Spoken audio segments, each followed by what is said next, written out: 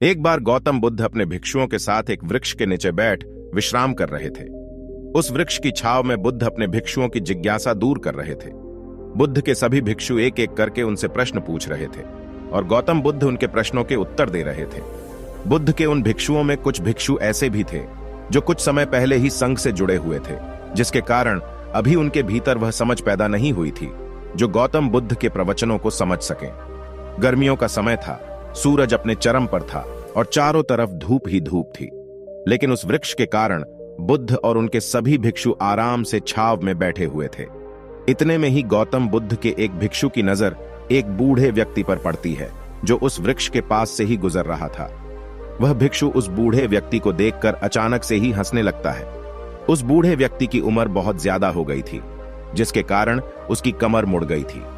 उस बूढ़े व्यक्ति के हाथ में एक डंडा था, जिसका सहारा लेकर वो बूढ़ा व्यक्ति अपनी मंजिल तक पहुंचने का प्रयास कर रहा था। उस बूढ़े व्यक्ति का शरीर केवल हड्डियों का ढांचा मात्र था।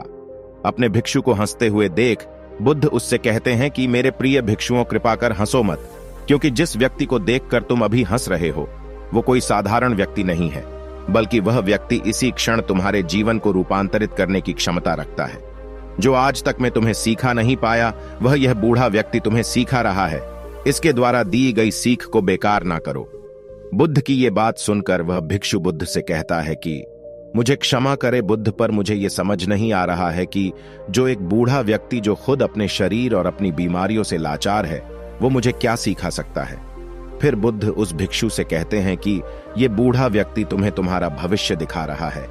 जिस बुढ़ापे को और लाचारी को देखकर तुम अभी हंस रहे हो, वो बुढ़ापा और लाचारी तुम्हारे जीवन में भी आने वाली है। वह बूढ़ा व्यक्ति तुमसे कह रहा है कि अभी समय है, इस स्वस्थ शरीर का अच्छे कर्म करने के लिए उपयोग करो।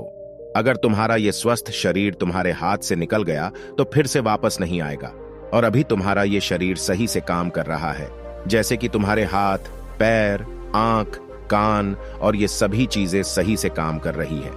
क्या यह छोटी बात है और क्या तुम इसे मामूली सी बात समझ रहे हो? यह घटना कोई साधारण घटना नहीं थी जो अभी तुम्हारे साथ घटी, और यह घटना तुम्हारे जीवन को बदलने की क्षमता रखती है। ठीक इसी तरह की घटना ने मेरा जीवन बदला था, और इस तरह की घटना के कारण ही मैं आज बुद्ध हूं। फिर वह भिक्षु बुद्ध से कहता है कि क्षमा करें बुद्ध, परंतु मेरे मन में यह विचार ही नहीं आया कि मैं उस बूढ़े व्यक्ति से कुछ सीख सकता हूं। उसे देखकर केवल मुझे हंसी आ गई। ऐसा इसीलिए हुआ क्योंकि तुम्हें अपने भीतर कहीं ना कहीं लगता है कि जिस स्थिति में आज वो बूढ़ा व्यक्ति है, उस स्थिति में तुम कभी नहीं आओगे। जिस बुढ़ापे का और लाचारी का सामना आज वो बूढ़ा व्यक्ति कर रहा है, तुम्हें लगता है कि उसका सामना तुम कभी नहीं करोगे, इसीलिए तुम उस बूढ़े व्यक्ति को देखकर हंस पाए। तुमने सच्चाई को नजरअंदाज कर दिया। अगर तुम सच्चाई को देख लेते तो चाहकर भी अपने आंखों के आंसुओं को नहीं रोक पाते, परंतु तुमने सत्य को अनदेखा कर दिया और तुम बहुत बड़ी संभावना से चूक गए। बुद्ध की ये बात सुन वो भिक्षु बुद्ध से क्षमा मांगता है और ये निश्चय करता है कि वह अपने स्वास्थ्य का उपयोग अपने अहंकार को बढ़ाने में नहीं, बल्कि परम सत्य को पाने में करेगा।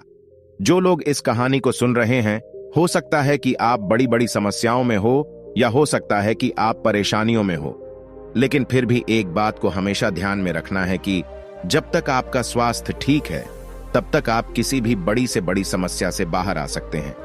इसीलिए बुद्ध ने कहा है कि हमारा स्वास्थ्य हमारा सबसे बड़ा उपहार है जो हमें इस सृष्टि से मिला हुआ है, इसीलिए इसका उपयोग सही से करें। आपको यह गौतम बुद्ध की शिक्षाप्रद कहानी कैसी लगी, कृपया हमें नीचे कमेंट बॉक्स में कमेंट करके जरूर बताएं। और आपको यह कहानी पसंद आई होगी तो अपने दोस्तों के साथ इसे अवश्य शेयर कीजिए, ताकि और लोगों को भी गौतम बुद्ध की शिक्षाप्रद कहानी पढ़ने को मिल सके। धन्यवाद।